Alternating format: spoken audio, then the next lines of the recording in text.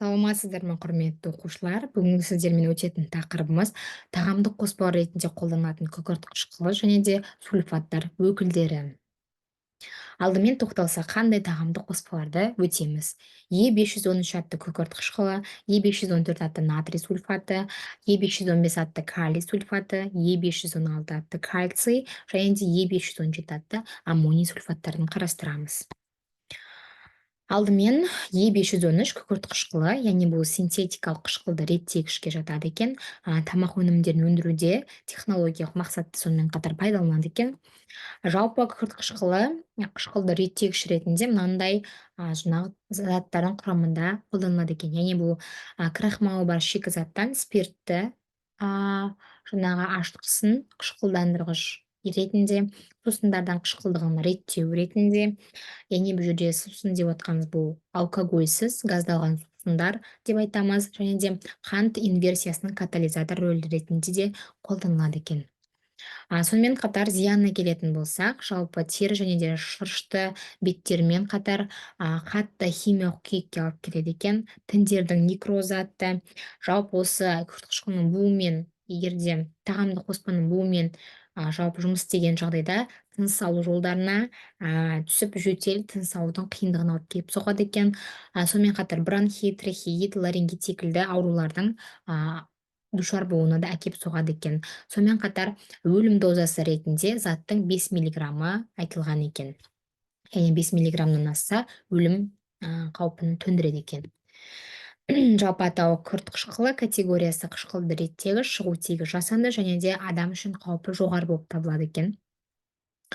Е514 атты натрий сульфаты жасанды шыққан қышқылды реттегішке жатады екен. Жалпы күкірт қышқылының туындысы дедік, өндіруде технологиялық мақсатта қолданылады. Пайдасына келетін болсақ, тамақты улану кезінде қанға сіңу және де қанға түсуін кішірейтеді екен. Сонымен қатар өлген паразиттер мен олардың қалдықтарын ішектен шығаруға атсалысады екен. Және де сонымен қатар зияны да бар екен. Яғни бұл тағамдық қоспаны артық пайдаланса, асқазан мен ішектің бұзылуына әкеп соғады. Тағамнан дәрі-дәрмекпен қоректік заттардың сіңуін бұзады екен және де жүректің айнуын тудырады екен.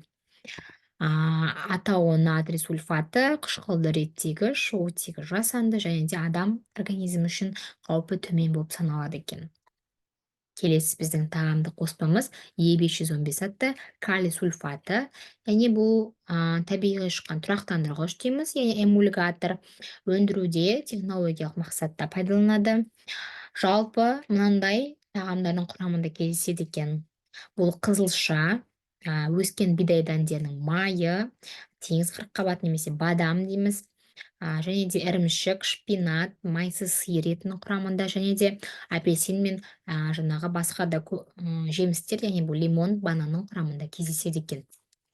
Жалпы пайдасы жасушаларға оттегі жеткізуші ретінде қолданылады екен, яғни көмектеседі екен, және де энергиялық тепе-теңдік, яғни осы теңіз қырыққабаты дедік, бадам дедік, шпинат, басқа да осы заттардың құрамында кездесу арқылы энергетикалық тепе-теңдікке жауап береді екен. Жалпы егерде Е515 тағамы құрамы аз болатын болса, яғни адам организміне аз түсетін болса, шаштың түсуі, құрғақ терінің пайда болуы, қайызғақтың пайда болуы және де шаршаңқы мінез құлықтың жалпы көрінуі осы тағамдық қоспаға да байланысты екен. Сонымен қатар зияны да бар екен, яғни көзге түсіп қалса, механикалық тітіркендіру тудырып қабынуға әсер етеді екен.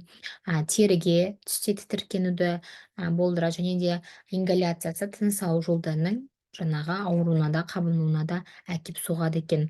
Егер де шамадан тыс мөлшерде қолданылса, асқазан бұзылады, ас қорыту жолдары тітіркенеді екен.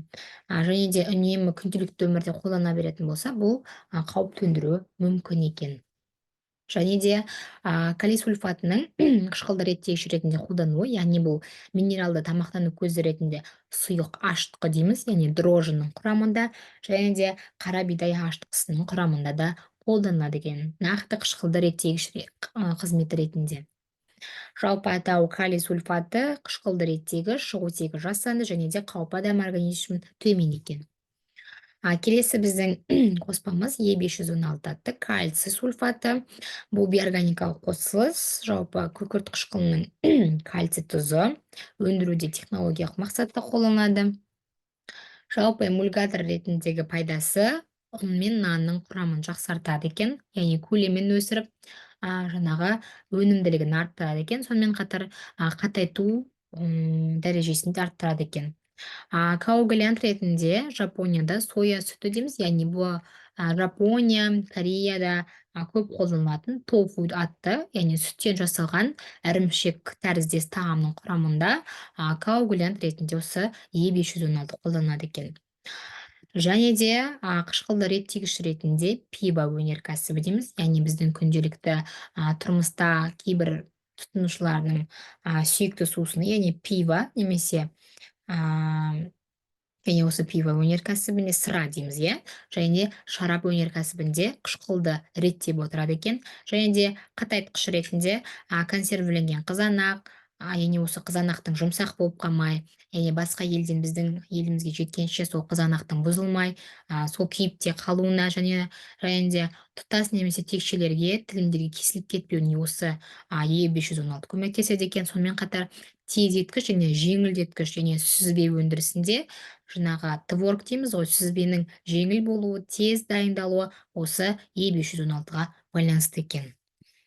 Атауы кальций сульфаты, эмулгатор дейміз, немесе онымен мынаны жақсартқыш, тығыздатқыш деп айтамыз, шығу тегі жасанды және де адам организмі үшін қаупі төмен болып саналады екен. Жалпы осымен бүгінгі біздің сабағымыз аяқталды. Назарларыңызға рахмет, сау болыңыздар.